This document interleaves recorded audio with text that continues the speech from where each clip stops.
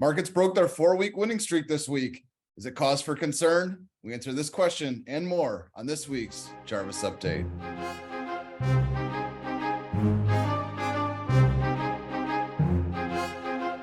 I'm your host, Brian Dress, Director of Research here at Left Brain, flying solo this week as our CEO Noland Langford enjoys a much-deserved vacation, but he'll be back next week.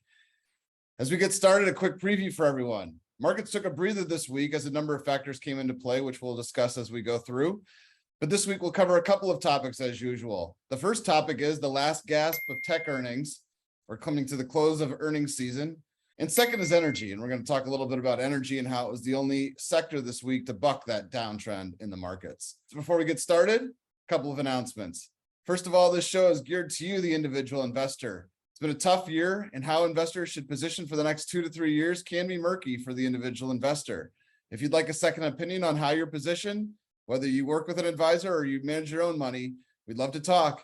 Make sure you give us a call on the number below. We'll schedule a meeting in order to do a portfolio review for you. And if you're an institutional investor, we've got something for you as well. We've got our research service where we provide you 8 to 10 full-length stock reports per month, and the chosen, that's our favorite stock and favorite income security each month. So check that out. We've got 2 new reports this week from our analyst team. Either way, sign up for our bi-weekly newsletter to come to your inbox every Saturday. And it's an off week for the newsletter, but of course, we're here with the video and other content for you. So make sure you sign up. Before we get started on our 2 topics, a market recap. The S&P was down 2% this week. The tech-heavy NASDAQ down 2.5% this week. And the small cap heavy Russell 2000 was down 1.8 this week. So again, the Russell outperformed. I think that's a number of weeks in a row that we've seen that. Again, as we mentioned before at the beginning of the show, the rally faded away this week. We had 4 weeks of positive results in the market, and this is the first week breaking that. So the VIX, as we follow, that's the volatility index. It dipped down below 20 last week, finally, for a brief period, but actually popped back above 20. Moved up almost to 25 this week, and then on Thursday's session, which was a positive session, leaked down back below 22. So volatility didn't get too out of hand this week, but certainly spiked as predictably when we have a down market like we did this week. A lot of the bearishness this week was driven by Europe. There's definitely concern in Europe. The euro continues to fall. The dollar continues to strengthen.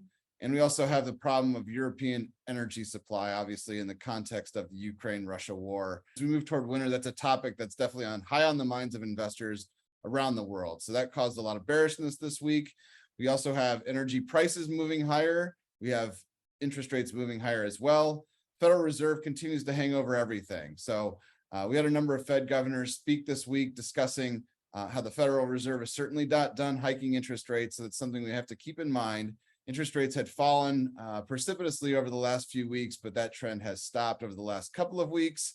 And we certainly have to consider a world with a little bit higher interest rates. The takeaway for us before we move into the 2 topics this week was it seemed that some market participants had forgotten about risk over the last month, had gotten a lot more bullish, a lot more risk seeking. Realities of energy prices, inflation, geopolitics, and factors impacting companies on the ground as well all converge to make markets go lower this week. So we'll keeping an eye on all of those topics as we go forward toward the end of 2022. So let's move right into our first topic. So topic 1 is more tech earnings. Tech earnings were a mixed bag this week. We started out earlier in the week with Palo Alto Networks. We'll put a chart up here. That's ticker PANW. That's a cybersecurity company that announced results that were quite well received by the market with a 10% uptick early this week. We also heard from Snowflake, SNOW, a huge uptick on Thursday's session after their earnings were released. That company is growing at over 70 and 80%. And then we had negative results from Nvidia. That's the chip maker, one of the biggest chip makers in the world. And then we had Salesforce.com. That's ticker CRM.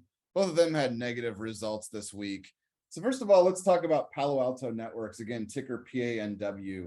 This is one of the leading cybersecurity companies in the world. First of all, in their earnings report this week, that cybersecurity as an industry is expected to grow 13.4% annually through the year 2029. So we've talked here a number of times how we like cybersecurity here at Left Brain, and that's the reason. It's a growing industry.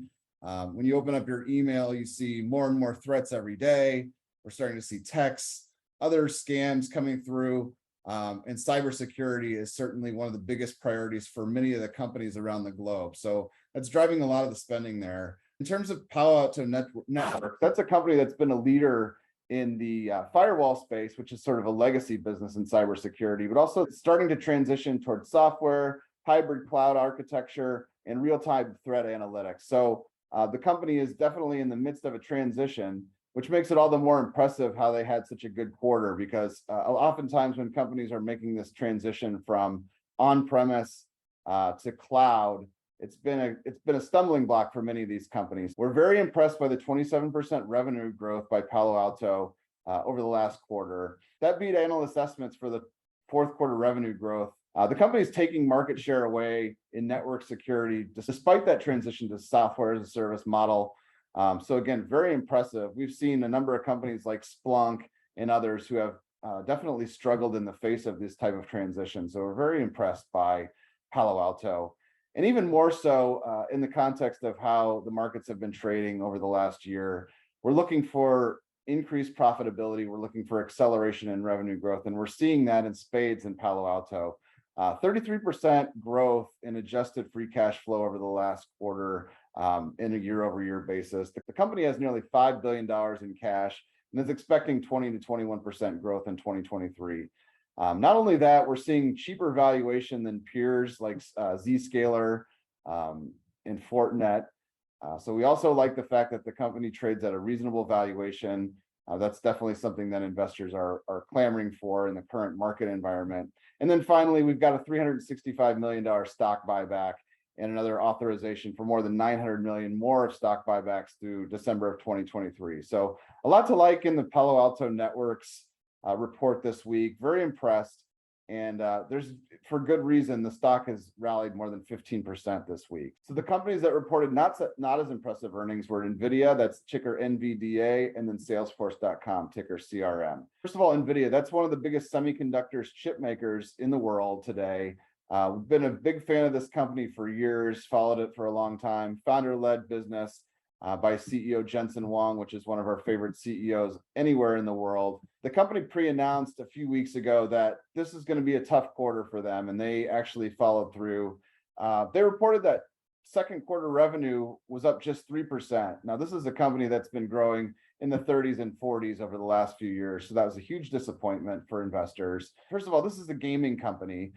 For years, they've been providing the type of chips that power gaming consoles and gaming computers, and that those computers have also been used in crypto mining. So they've got a lot of exposure there in the gaming side, but they've diversified their business over the past few years. And data center actually grew by 61%. So these are the chips that power some of those powerful computers around the world. So data center was up 61%. Overall revenue was up just 3%. So you know that gaming was a big drag on the business this year. Earnings were down 72% year over year. And the company's got supply chain problems. And also there's a lot of slowdown in the PC world and the gaming world. So not surprised to see these results. However, what did surprise us was the market's reaction to the report. So Nvidia stock fell in the after hours trading of Wednesday after the report came out. But on Thursday, stock was actually up 3 to 4%. We'll put a chart again up here of Nvidia so you can see how it behaved this week. We were impressed by the fact that the stock reacted positively to difficult news. And I think a lot of it had to do with the fact that the company pre-announced and let investors know that this was going to be a difficult quarter. And we're impressed by the fact that that shows good governance on the part of the management team at Nvidia. It's going to be a difficult year for Nvidia for the next year going forward, based on a lot of the supply chain issues and also the issues in PCs. But we do think this is a company that investors should keep an eye on over the next few months. And then we also heard from Salesforce.com. This is one of the pioneers in cloud computing and cloud software. That company has grown over 25% for the last 20 years.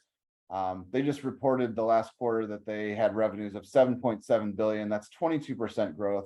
That's strong growth, but below expectations that investors had set. So the company told us that they had headwinds because of the strong dollar. made it difficult for them to sell their products in Japan and other countries, and they lowered their guidance. CEO Mark Benioff, another one of our favorite CEOs, a founder, has had many conversations with customers around the world, and they're all in a bit of a holding pattern in terms of their purchase of cloud software and the products that Salesforce provides. So difficult time for companies like Salesforce, but it might be a good time for investors to start taking a look at these companies. Again, we wanted to mention the investor reaction to the earnings report. In last quarter, if you would have seen a report like this from Salesforce, we might have expected a 10 or 20% downtick in the stock price. However, in Thursday's session, Salesforce stock CRM was only down 4%. So what that's showing us is that potentially we're seeing a little bit of a different sentiment here. When we see positive reactions to difficult news, like we saw from Nvidia, and then sort of a muted negative reaction for CRM Salesforce, our takeaway is that potentially we're seeing better sentiment in the market. Before we head to our second topic, we ask you to like and share the video if you found it useful. Helps other investors find it. Drop a comment below. We'd love to engage with you and answer any investing questions that you may have. And then, of course, subscribe and hit the bell for notifications. YouTube will let you know when the next video comes out, and we're out every Friday with these videos. So with that, we'll move on to our second topic. So our second topic is energy portfolio ballast. So energy was the only sector of the 11 sectors in the S&P 500 this week that was up. All the other 10 sectors were down. So interesting to see that energy is sort of counter-cyclical to the rest of the market. Oil prices were up about 3% this week, whereas if you look at the chart of the XLE, that's the ETF that covers oil stocks, was actually up 5% this week. We've been telling you over the last few months that there's a bit of a decoupling between oil prices and the price of oil stocks. We think oil stocks are profitable at much lower prices of oil, so it's not really a one-for-one relationship any longer. What that tells us is these are very strong businesses. They're kicking off a ton of cash, returning it to shareholders in the form of buybacks and dividends. That's why we've been so bullish on oil in 2022. Of all the sectors that we cover, this is the sector that we've been the most convicted on, and we've been rewarded well, and so have other investors in 2022. In terms of oil, why did it move higher this week? Supply is definitely an issue in Europe. As we move toward the winter, especially natural gas has been supplied to Europe from Russia for years. That supply linkage is not clear for 2023 winter. There's a lot of uncertainty in terms of what the price should be for energy in Europe. We've got the secular supply and demand characteristics that are going on in the oil market today. Oil companies have been disciplined with their capital expenditures, aren't spending a lot of money to drill for new oil wells. And so that means that the supply is definitely constrained. Of course, as economic activity picks up, as COVID restrictions fall away and we move back toward more of a normal life here in the US and around the world, demand continues to move higher for oil. And that's why we're so bullish on the sector. ExxonMobil is definitely a company that has benefited from the characteristics of the market and should continue to do so. Again, our takeaways here, we are definitely heartened by the fact that oil prices and the price of oil stocks are decoupling in a positive way. Oil stocks should hold up well, even if oil prices move down toward the 70s and the 80s. And then the second takeaway for us in terms of energy stocks is we do like the fact that it does provide ballast to a portfolio. So like I mentioned, we've got 10 of the 11 sectors of the S&P 500 down for the week, and the sector that was up for the week was energy. That tells you that, when the markets are down, oftentimes energy will be up. We've seen markets stabilize over the last few months. Investors are beginning to dip their toe back in the water and add risk back to portfolios. We've done so here as well at Left Brain, but we continue to maintain our energy exposures, and we like the fact that energy creates a bit of a barbell strategy in a portfolio that's starting to add more risk in tech, healthcare, and other sectors along those lines. So again, we want to thank you for being with us this week. We covered the loss of the 4-week winning streak in the markets. That was driven by higher energy prices in Europe, and again, further bearishness in Europe with the euro weakening and the dollar strengthening. Oil was stronger. We covered tech earnings. There was a mixed bag, but we're starting to see better reactions to earnings. That gives us a sense that sentiment continues to improve in the markets despite a negative week. And then secondly, we covered energy as a portfolio ballast in the context of that barbell strategy. So again, we want to thank you for being with us this week. Let us know if you have any investing questions. We'd love to answer them for you. Give us a call at the number below. We'd love to give you a second opinion on your portfolio and make sure you're Make sure your portfolio is allocated well to take advantage of trends in the next 3 to 5 years in the long term. And we'll see you again next week.